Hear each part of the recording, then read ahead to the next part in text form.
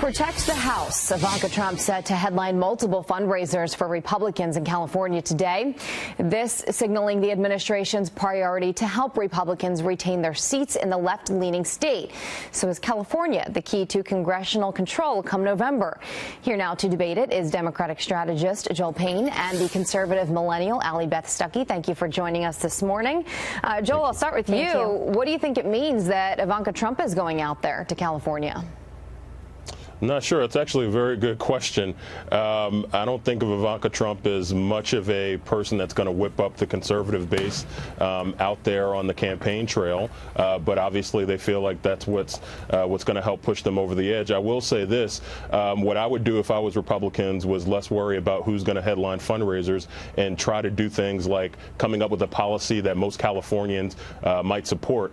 You look at the immigration policy. I can't imagine that's too popular out there in California, where you have such a diverse population and you've got an administration that's actually separating families at the border. So I'd focus on that as opposed to having Ivanka Trump headline fundraisers. Well, we did just talk about that immigration policy a couple minutes ago, so we won't get into that here. Allie Beth, do you agree with what he had to say?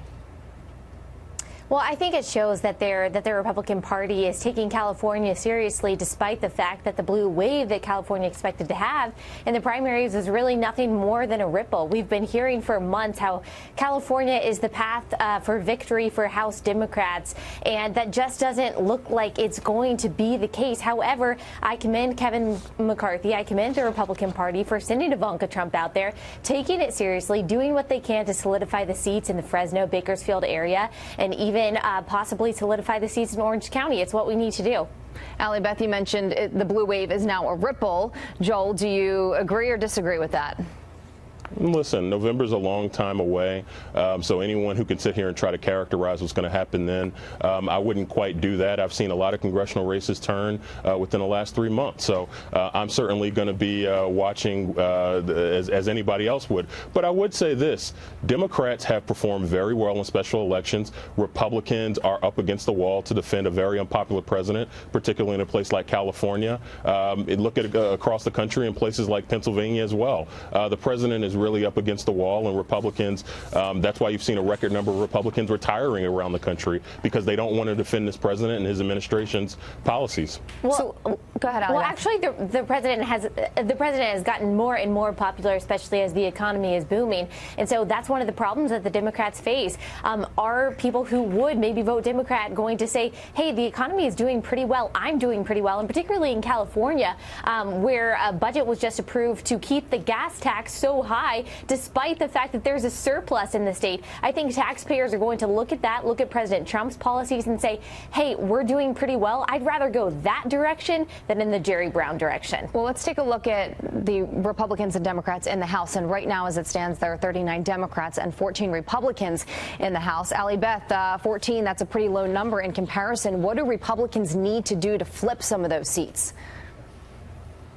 Yeah, I mean, they do have a difficult road ahead of them. I'm not going to say it's necessarily going to be easy to keep the House come November. What they do is they have to get better on messaging. We just heard Secretary Nielsen have to defend this so-called Trump policy of separating families when we just know that's not an accurate media portrayal. Republicans have to get out in front of these policies, make sure that they communicate that we are the ones that are pro-family, we are the ones that are pro-empowerment, pro-equality, even pro-immigrant, pro-legal. Exactly. We are the pro-family party, the pro-woman party, and Republicans, quite frankly, have to do a better job of communicating.